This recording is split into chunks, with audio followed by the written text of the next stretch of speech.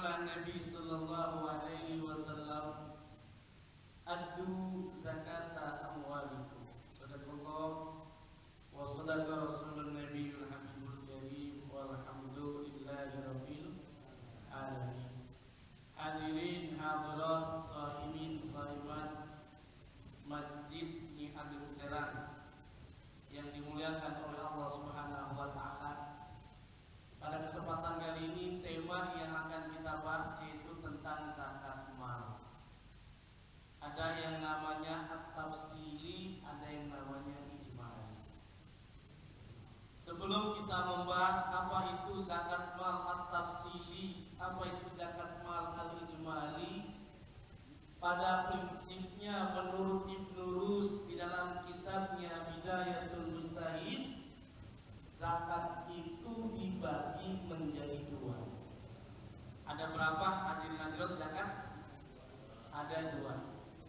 Yang pertama yang namanya zakatun nafs. Zakatun nafs ini orang menyebutnya dengan zakat fitri. Orang menyebutnya zakat fitrah. Pelaksanaannya kira-kira kapan Mbak maksimal? Bu, kapan zakat fitrah itu? Hah? Sebelum takbiran. Dalam hadis dinyatakan sebelum khatib turun dari mimbar. Paman addaha qabla shalah wa hiya zakatun maqbulah.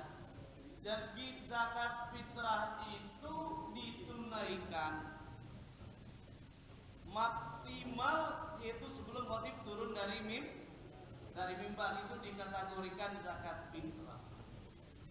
Tapi kalau zakat mal, yang dikategorikan zakat mal itu bukan hanya ditunaikan di bulan Ramadan. Kalau zakat fitri itu ditunaikan bulan Ramadan, namun zakat mal kita tunaikan bukan hanya di bulan Ramadan, tetapi sesuai dengan nisab yang kita dapatkan. Umpamanya bapak-bapak punya pertanian, panen. Biasanya orang pertanian panennya setahun berapa kali bapak-bapak? Setahun 2 kali, ya Pak Soleh. Ada yang 3 kali. 3 kali jarang, tapi sudah ada. Jadi kalau panennya setahun 2 kali, 3 kali, berarti nggak harus menunggu bulan Ramadan. Kalau bapak panennya bulan Muharram, maka ditunaikan di bulan Muharram. Kalau panennya di bulan Rabiul Awal, ditunaikan di bulan Rabiul Awal. Jangan menunggu bulan Ramadan. Sebagaimana yang Allah telah tegaskan, yaitu dalam surah Al-An'am ayat 141, wa atu haqqahu yauma hasadi.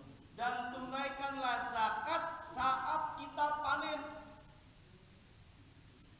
Ternyata perkembangan ekonomi modern, kalau tadi pertanian ditunaikan setahun, ada yang 2 kali, ada yang 3 kali. Kalau bapak-bapak dapat gajian, panennya setahun berapa kali? 13. Ada yang 13, gaji 13, ya Pak. Nah, menurut ulama kontemporer, menurut ulama-ulama yang ada seperti Dr. Yusuf Al-Qardawi, Syekh Wahbah Az-Zuhaili dalam kitabnya Fiqhul Islam wa Adillatu, termasuk Syekh Yusuf Al-Qardawi dalam Fiqhul Zakat, dia nyatakan zakat pendapatan baik berupa barang, berupa jasa, profesi apa saja, kalau harta kita cukup nisab wajib menunaikan zakat.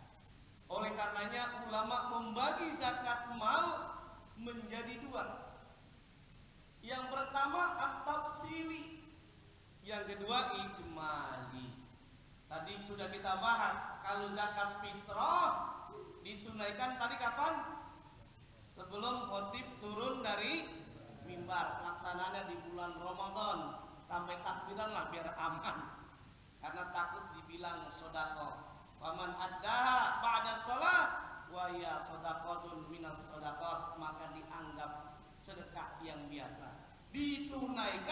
bulan Ramadan. Oleh karenanya zakat fitrah, zakat fitri, zakat nafs adalah zakat yang menyucikan jiwa kita.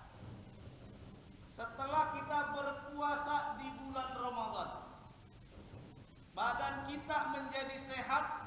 Ternyata dengan kita menyucikan jiwa kita, badan kita, insya Allah umat Islam menuju kepada Idul Fitri, kembali kepada suci, kembali kepada fitrah. Wajar saja kalau ungkapan adalah zakatul fitri. Apa yang dimaksud dengan zakatul mal at-tafsiliyah? Zakat mal at-tafsiliyah itu zakat mal, objek zakat yang wajib kita tunaikan sebagaimana dicontohkan para ulama-ulama, sebagaimana yang telah ditegaskan oleh Rasulullah, oleh para sahabat. Jadi objek zakat seperti dalam kitab-kitab ada 5 objek zakat. Yang pertama apa? Objek zakat emas, perak, terus apa lagi Pak? Pertanian, terus peternakan, perdagangan. Yang kelima adalah rikan. Jadi seluruh harta yang kita miliki, 5 objek zakat itu cukup nisab, maka wajib ditunaikan zakat. Ingat, tidak semuanya harta yang kita miliki yang cukup nisab harus adanya haul. Di antaranya apa? Zakat pertanian yang kita tunaikan tadi setahun, ada yang 2 kali, ada yang 3 kali. Nah kemudian apa itu yang dimaksud dengan zakat mal al-ijmaliyah? Zakat mal ijmaliyah itu zakat harta yang kita miliki. Coba saya buka.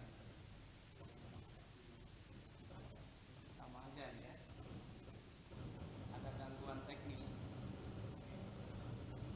Mic yang satunya lagi Pak Soleh. Atau ini coba, atau tes. Ini bukan apa-apa kalau suara deg-deg. Jadi ingatnya deg-deg aja nih.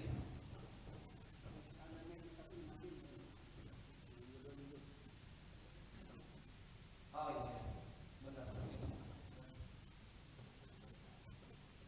Ya, bismillah saja ya. Baik, Bapak-bapak, ibu-ibu semuanya, kembali tadi. Apa yang dimaksud dengan zakat mal ijmaliyah? Zakat harta yang kita miliki yang bersifat global, yang bersifat umum, sesuai dengan perkembangan ekonomi modern. Yang melakukan yang pertama adalah yang dilakukan oleh Khalifah Umar bin Khattab. Kita bisa lihat pada masa Rasulullah, zakat itu hanya 5 objek zakat yang dikategorikan tadi at-tafsiliyah. Tapi luar biasa, pada masa Khalifah Umar bin Khattab ternyata zakat kuda muncul. Padahal pada masa Nabi tidak ada zakat kuda. Pada masa Khalifah Abu Bakar tidak ada zakat kuda. Apa sebabnya? Karena sesuai dengan perkembangan ekonomi modern. Kuda pada masa Khalifah Umar dijadikan komoditas, dijadikan perdagangan. Orang bisa kaya raya dengan kuda, dengan madu dan lain sebagainya. Oleh karenanya ada catatan yang menarik. Menurut Imam Malik dalam kitabnya Al-Muwatta, ternyata kalau kita berbicara tentang zakat pendapatan, zakat profesi, zakat dari hasil jasa yang kita dapatkan, itu sudah dipraktekkan oleh Khalifah Muawiyah. Salah seorang masih dikategorikan sahabat karena bisa berjumpa dengan Rasulullah. Muawiyah, dia mempraktekkan ketika diberikan gaji karyawan perwira dari zakat mal, maka langsung dipungut, langsung dipotong zakatnya 2,5%.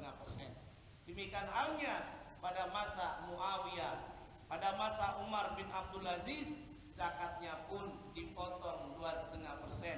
Oleh karenanya menurut Dr. Yusuf Qardawi, bicara tentang zakat profesi sekarang banyak berkembang. Ada istilah zakat profesi, ada istilah zakat perusahaan, Ada istilah zakat tabungan, zakat saham, zakat kontrakan. Zakat kontrakan ini yang melakukan utama yang pertama adalah Al-Imam Ahmad bin Hambal. Apa sebabnya? Dia punya kontrakan. Karena hasilnya melebihi nisab, batas minimal mengeluarkan zakat, kemudian dia tunaikanlah mengeluarkan zakat. Dalilnya apa? Dalilnya Allah telah menegaskan di dalam Al-Quran, harta yang kita miliki bersifat umum, bersifat global. Bisa kita cek di dalam surah 9, surah At-Taubah ayat 103. Khudh min amwalihim shadaqatan tutahhiruhum wa tuzakkihim biha. Ada redaksi amwal. Amwal itu berarti bersifat umum, harta apa saja yang kita miliki, entah itu saham dan lain sebagainya. Kalau cukup nisab maka wajib kita tunaikan. Bahkan Allah tegaskan di dalam surah kedua, surah Al-Baqarah ayat 267, yang Allah telah tegaskan ada ungkapan kata-kata kasab. Kasab itu profesi, pendapatan apa saja. Ya ayyuhalladzina amanu anfiqu min thayyibati ma kasabtum. Hai orang-orang yang beriman, tunaikanlah zakat. Min thayyibati ma kasabtum, dari harta kita yang kita dapatkan dengan cara yang baik. Kalau kita mendapatkan gajian kita yakin halal, maka kita tunaikan zakat. Apa sebabnya? Karena Allah tidak menerima zakat kita, sedekah kita dari harta yang tidak berkah, harta yang tidak jelas, hasil korupsi dan lain sebagainya. Innallaha la yaqbalu shadaqah min gulul. Bahkan dalam hadis-hadis pun dinyatakan zakat yang bersifat ijmali ini, yang bersifat global, apapun yang kita miliki kalau cukup nisab maka ditunaikan zakat. Sekarang pertanyaannya, nisabnya berapa? Kalau kita berbicara tentang setaranya dengan emas, yaitu kurang lebih 20 dinar.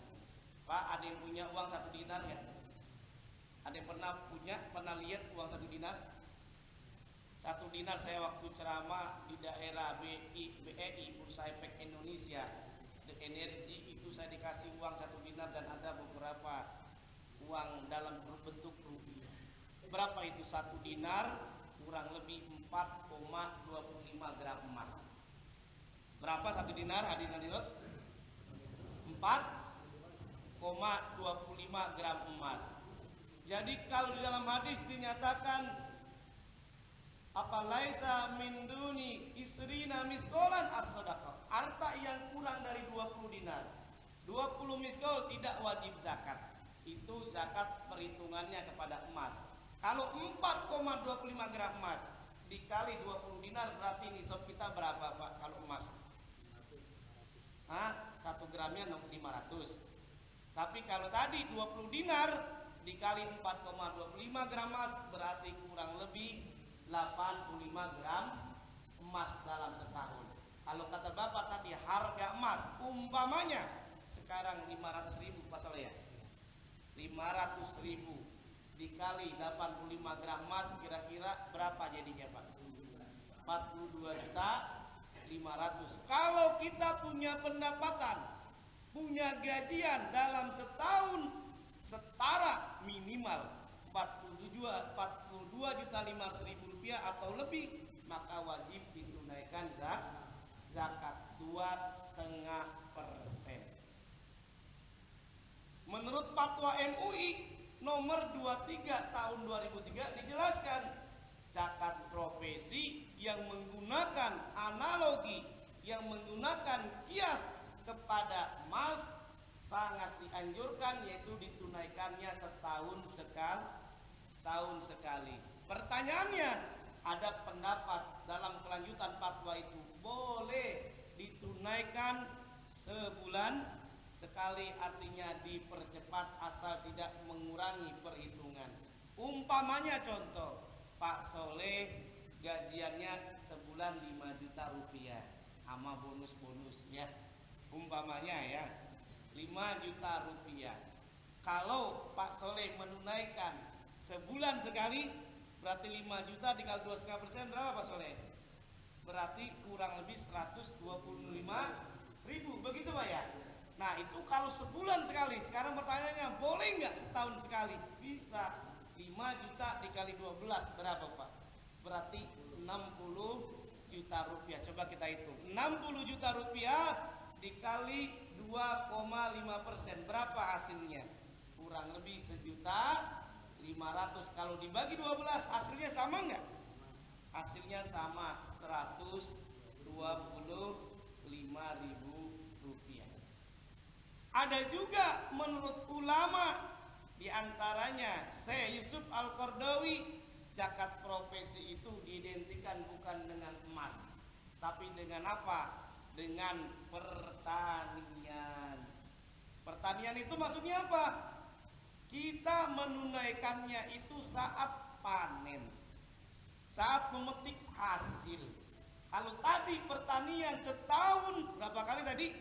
Ada yang 2, ada yang 3. Kalau bapak-bapak panen kerja sebagai PNS, nah itu setahun berapa kali tadi? Ada yang 13 kali kan bonus, nah, kan? 12 kali lah. Nah, berarti ditunaikannya setahun berapa kali? Yaitu 12 kali. Apa sebabnya?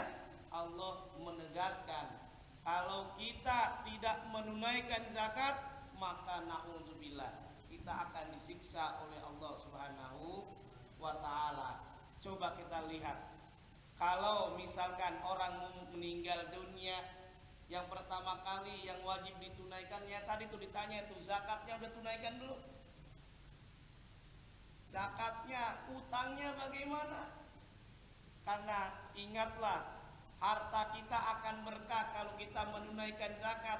Kalau di dalam surah 9 ayat 34 Allah menegaskan, walladzina yaknizuna dzahaba wal fiddata wala yunfikunaha fi sabilillah fabashshirhum bi'adzabin alim. Yang artinya, dan orang-orang yang menyimpan emas, perak, tabungan, saham, harta kekayaan yang ada di dunia ini, kemudian dia tidak menginfakkannya, tidak berzakat, apa yang Allah tegaskan? Fabashshirhum bi'adzabin alim. Kita akan disiksa oleh Allah Subhanahu wa ta'ala. Mumpung kita masih diberikan usia panjang oleh Allah Subhanahu wa ta'ala. Masih ingat Pak, kalau udah seperti gelombang tsunami, gempa bumi, dalam waktu hitungan nggak banyak, cuma 1 menit berapa detik, nggak sampai bermenit-menit, bahkan langsung meninggal dunia. Mumpung kita Allah masih berikan kita usia panjang, apalagi bulan Ramadan, harapannya kita ini di akhir di bulan Ramadan ini kita tingkatkan takwa kita kepada Allah Subhanahu wa ta'ala dengan menunaikan tidak hanya zakat fitrah saja, zakat fitri saja, tapi ingat ada hak orang lain yang wajib kita tunaikan, yaitu dalam bentuk zakat profesi, zakat yang lainnya, emas, perak, dan seterusnya. Kalau kita punya saham dan seterusnya, itu juga ada hak orang lain. Kenapa ya? Kalau kita punya mobil, padahal diparkir di mall, padahal mobil yang lain itu lebih bagus dibanding mobil kita, tapi tiba-tiba kenapa mobil kita yang hilang? Kita boleh jadi menyalahkan yang ngambil mobil kita kan, dasar maling, dasar rampok dan sebagainya. Kerjaan dia memang begitu, kita doakan saja biar supaya dia dapat hidayah dari Allah Subhanahu wa ta'ala. Tapi yang perlu kita renungkan apa? Ternyata yang perlu kita renungkan, jangan-jangan ada di antara harta kita yang belum kita tunaikan hak orang lain. Betul atau tidak? Boleh jadi kita belum kurang bersedekah, boleh jadi kita infaknya kurang, boleh jadi kita tidak mewakafkan harta kita. Orang yang mewakafkan hartanya, hadirin hadirat, nikmat rasanya. Walaupun dia meninggal dunia, ada kucuran pahala dari Allah Subhanahu wa ta'ala. Idza mata ibnu Adam in qata'a amalu illa min salas. Apabila anak cucu Adam meninggal dunia, terputus amalnya Tapi ada 3 amalan, diantaranya adalah sodakoh jariah, yaitu dengan wakaf. Hadirin hadirat yang dimuliakan oleh Allah Subhanahu wa taala. Orang yang berzakat sama orang yang tidak berzakat itu berbeda. Sebagai ilustrasi, bapak-bapak ini semuanya sama ibu-ibu dikasih ayam. Satu-satu dikasih ayam. Ayam negeri apa ayam kampung? Ayam kampung. Memang beda ayam kampung dan negeri Pak Soleh? Beda. Harganya malan mana Pak? Malan ayam kampung. Apa harganya mahal. Terus dagingnya juga kekerasan gitu ya. Nah, rupanya ada beda yang lain, bukan hanya itu saja. Bukan mahal, bukan dia lebih keras dagingnya. Apa bedanya ayam kampung sama ayam negeri? Saat kukuruyuk itu. Jadi saat kukuruyuk, kalau ayam kampung kukuruyuknya panjang, kukuruyuk itu ayam kampung. Kalau ayam negeri karena udah gaul di kota, kukuruyuk. Nah, ini kembali, bapak-bapak dikasih ayam kampung semuanya, dikasih pisau. Kalau bapak-bapak simbolnya berzakat, sebelum itu ayam diolah, dimakan, diolah jadi makanan spesial, sate kah, sop ayam kah, sop kuning kah, rendang ayam, opor ayam, lain sebagainya. Siang-siang nyebut itu ngapain ngiler ngeces. Semuanya yang kita inginkan, mau soto ayam dan sebagainya. Simbolnya orang yang berzakat. Bagaimana?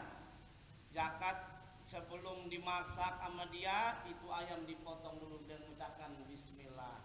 Darahnya dibuang, dibersihkan, bulu-bulunya dicabut, kotorannya dibuang, dibersihkan semuanya. Kalau sudah bersih barulah kita masak. Istri kita masak sesuai dengan selera yang tadi disebutkan. Insya Allah makanan itu bergizi, sehat buat kita. Betul atau tidak? Coba bayangkan, itu simbolnya orang yang berzakat. Sebelum dia makan, hartanya dia keluarkan dulu hak orang lain. Karena dalam Al-Quran, dalam surah Al-Ma'arij dinyatakan, wa fi amwalihim hakun ma'lum lis-sa'ili wal mahrum. Ternyata dalam harta kita itu ada hak orang lain yang wajib kita tunaikan. Ibarat duri dalam daging, kalau tidak pernah dicabut itu duri, bagaimana Pak? Lama-lama daging kita akan membusuk.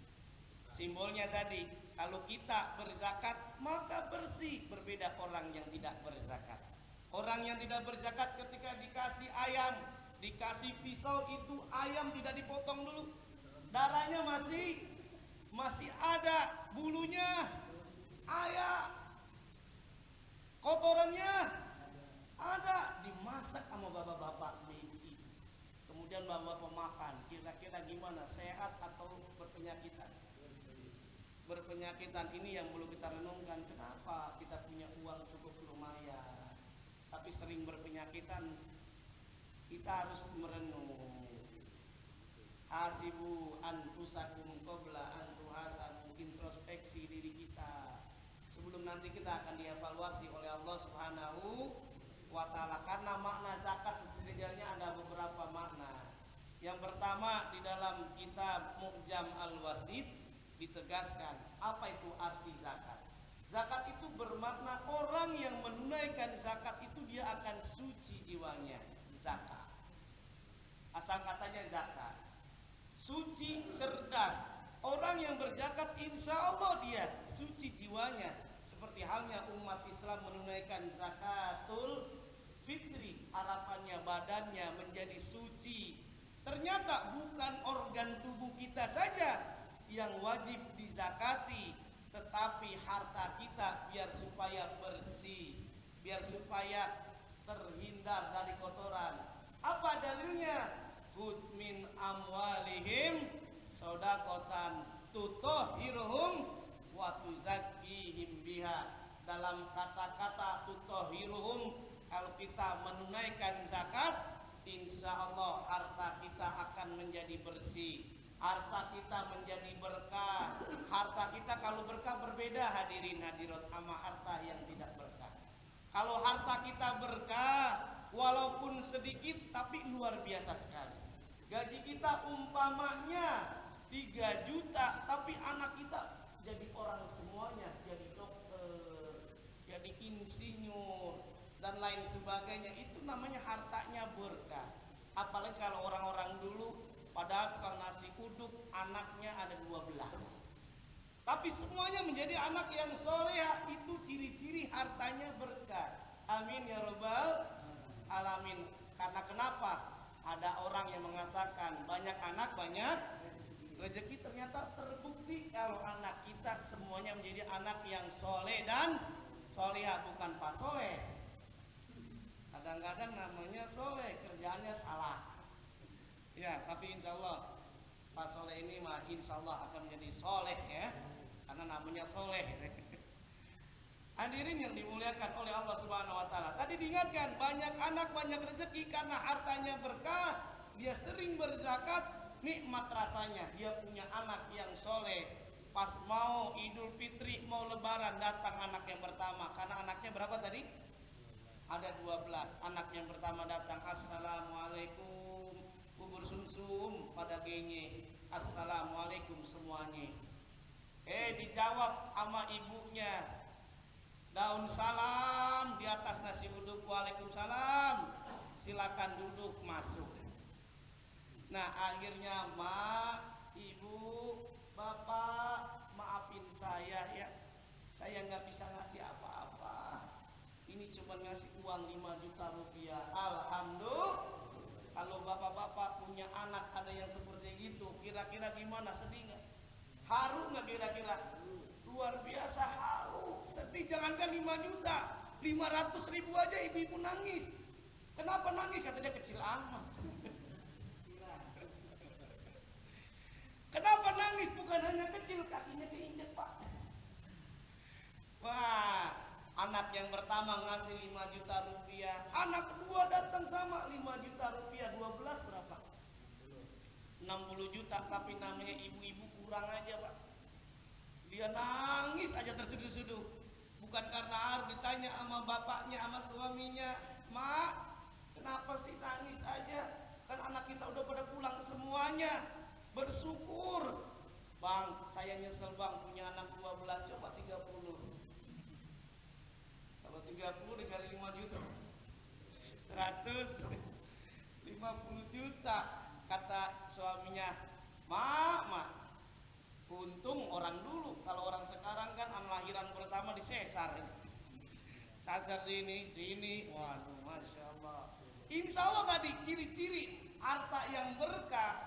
Walaupun sedikit, insya Allah anak kita menjadi anak yang soleh dan solehah. Masih ingat ada kisah pak tukang becak, anaknya itu yang terbaik di kampusnya, IP-nya, indeks prestasi IPK-nya itu terbaik, tertinggi. Padahal anak tukang becak.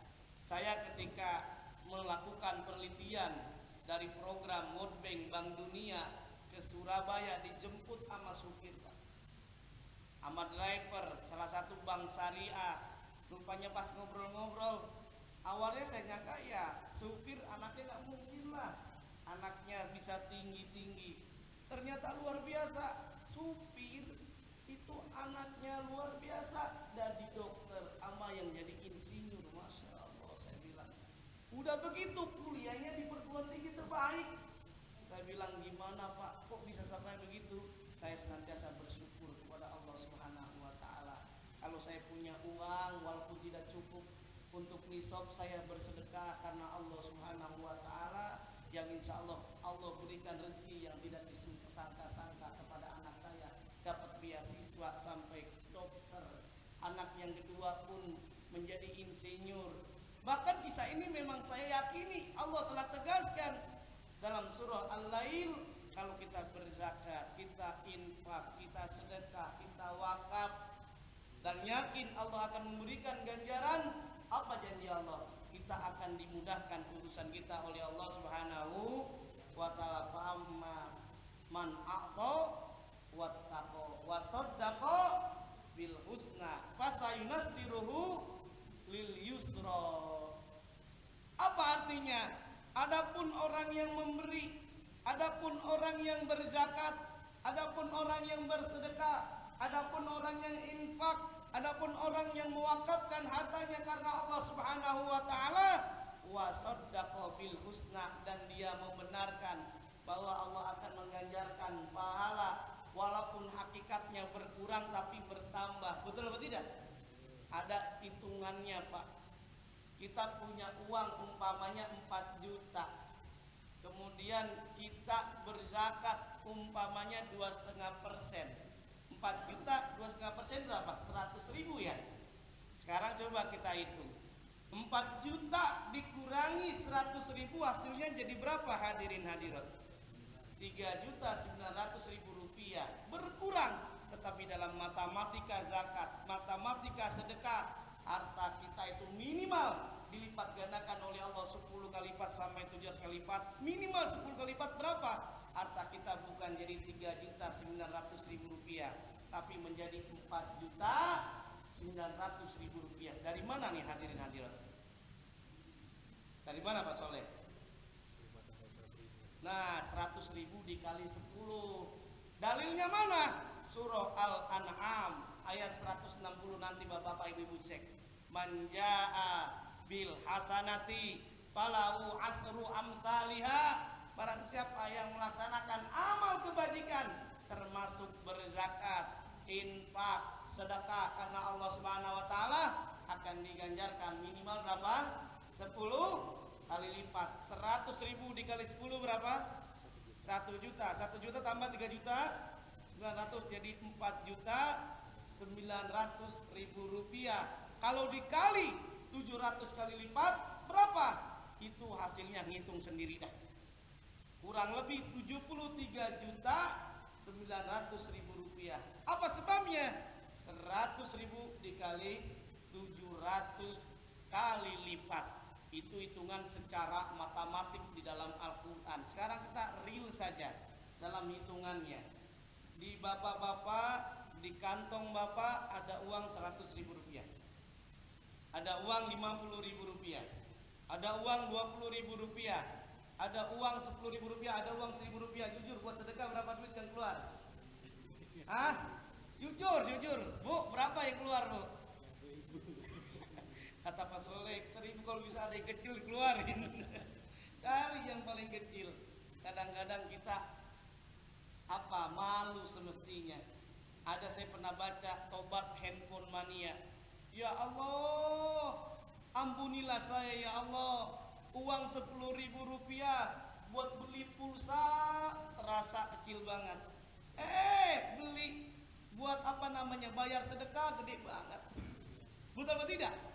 Ya Allah, ampunilah saya ya Allah. Uang 100.000 rupiah nih pergi ke mall buat belanja baju lebaran, kecil banget, nggak ada artinya. 100.000 rupiah buat pembangunan masjid Nyi Ageng Serang, gede banget. Ya Allah, ampunilah dosa saya ya Allah. Kan begitu. Nah, coba ini saya tanya tadi bapak-bapak, ibu-ibu, ada yang jawab 1.000 rupiah. Kalau kita misalkan rajin 1.000 rupiah, pas sholat Jumat, rupanya kita cari tuh masakan Padang yang kita cari harganya, atau Pak Warteg harganya 10.000 rupiah. Kita makan, karena kita makan kita mau bayar. Ketemu ada kawan yang baik hati datang, kira-kira kita jadi bayar nggak? Enggak jadi bayar. Itulah janji Allah, dibuktikan. Innallaha la yukhliful mi'ad. Allah nggak akan ingkar janji. Kalau disetanya, Pak, Bapak kira-kira gedean mana, sedekah apa beli rokok? Bu, beli rokok apa beli sedekah? Bayar sedekah apa rokok? Coba kita hitung tadi, Bapak sedekah 1.000 rupiah. Anggap rajin setiap sholat Jumat, kita hitung 1.000 dikali berapa? Ada yang sebulan 5 minggu ya Pak ya? Anggap 4 minggu. 1.000 dikali 4 berapa Pak? 4.000. Berarti sebulan kita sedekahnya berapa? 4.000 dikali 12 berapa kira-kira? 48.000 rupiah setahun. Kita sedekah berapa? 48.000. Bandingin sama rokok Pak. Rokok ada yang 3 bungkus, ada yang 2 bungkus. Anggaplah ada harga rokok 13.000, ada yang 15.000, yang 10.000 dah. Sekali saja itu satu bungkus. Coba satu hari satu bungkus 10.000 rupiah, dikali 30 berapa? 300.000 rupiah, dikali 12 3.600.000 rupiah. Beli rokok berapa? 3.600.000 rupiah. Sedekah 48.000 rupiah. Rokok 3.600.000. Sedekah 48. Rokok sedekah. Waduh, seolah-olah kita diingatkan pada rokok cuma sesaat. Sedekah adalah kehidupan kita nanti. Kata dulu almarhum Jainuddin MZ. Kiai Jainuddin MZ dia menyatakan orang yang bersedekah itu tergantung banyaknya. Ibarat nanti kalau kita meninggal dunia, Pak Kiai dia menyatakan ibaratnya ini ada yang orang sedekahnya 1 juta, ada yang sedekahnya beraneka ragam. Orang yang sedekahnya 1 juta itu ibarat petromak. Petromak terang nggak kalau di kuburan? Lumayan terang. Itu yang 1 juta rupiah. Kalau yang 500.000 rupiah bagaimana? Itu lampu temblok nempel di tembok itu ya, lampu pelita. Nah, kalau orang yang sedekahnya 100.000 rupiah, lilin, ada angin goyang-goyang. Kalau 1.000 pentol korek. Hadirin yang dimuliakan oleh Allah Subhanahu wa taala, nih kita hitung umpamanya. Jangan kita sedekah 1.000, minimal 10.000, kalau bisa 100.000.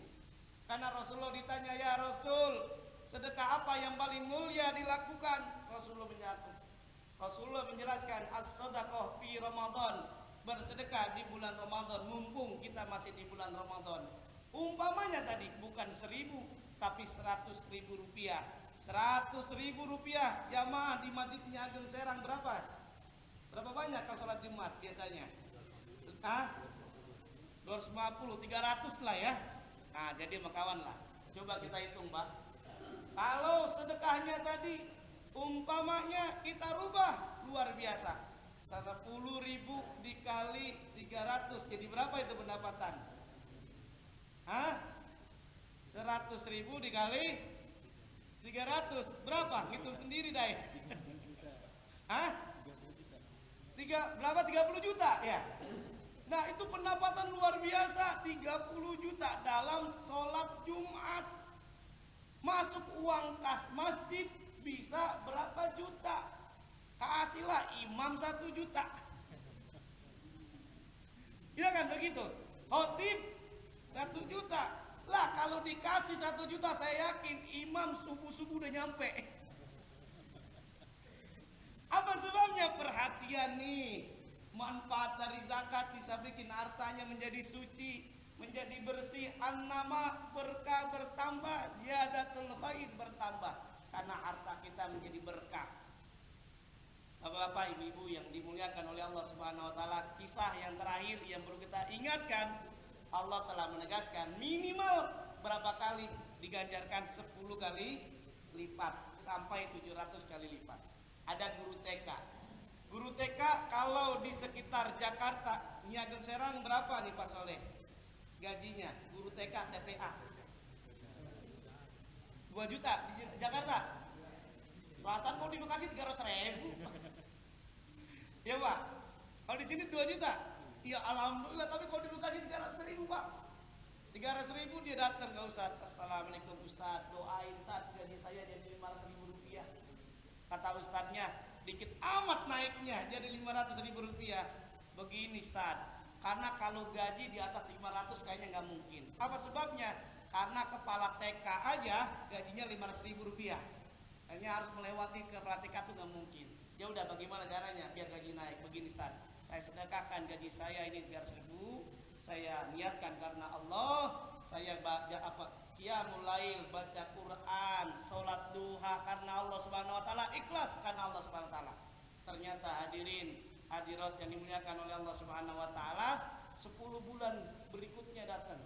Assalamualaikum Ustaz, alhamdulillah gaji saya naik Ustaz. Tadi niat berapa naiknya? Berapa Bu? 500.000 bukan 500 Ustaz. Gaji saya bukan 500.000. Berapa emang gajinya? Gaji saya sekarang ini alhamdulillah jadi 8.300.000 rupiah. Alhamdulillah. Ditanya sama ustadznya, emang bagaimana ceritanya? Kok bisa sampai gajinya 8.300.000 rupiah? Begini Ustadz, 5 bulan yang lalu saya menikah sama orang yang gajian 8 juta rupiah.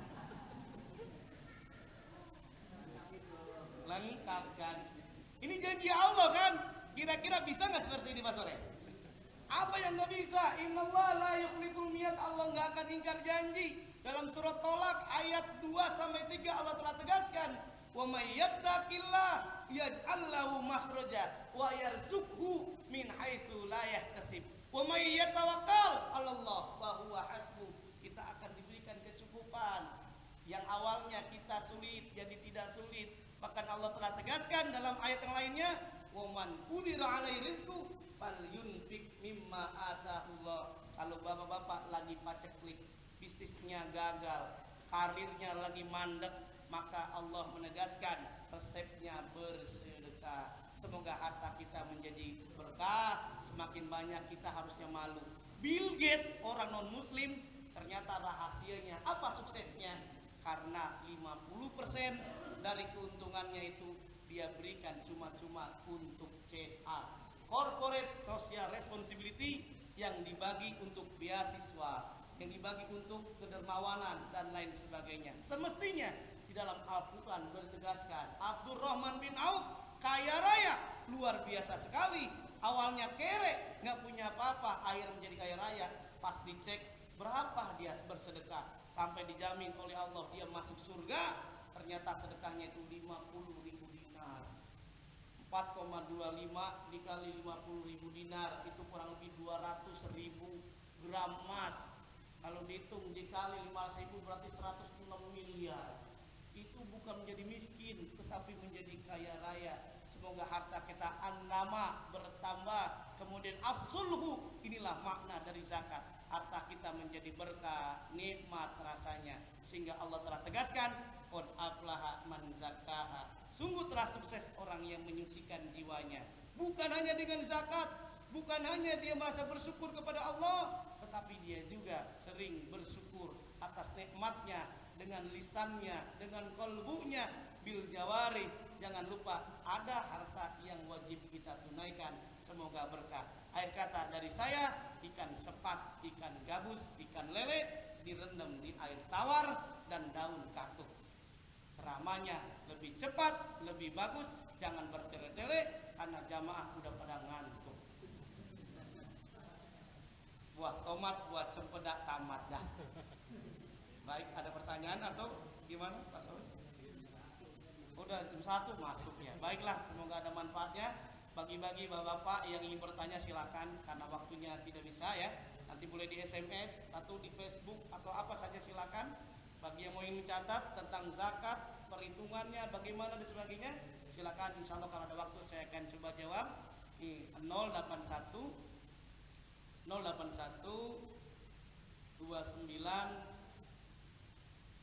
56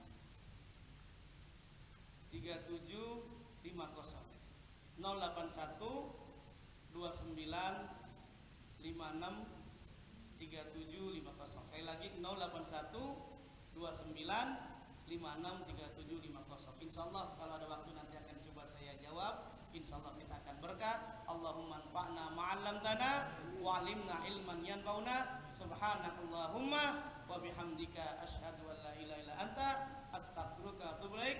Wassalamualaikum warahmatullahi wabarakatuh.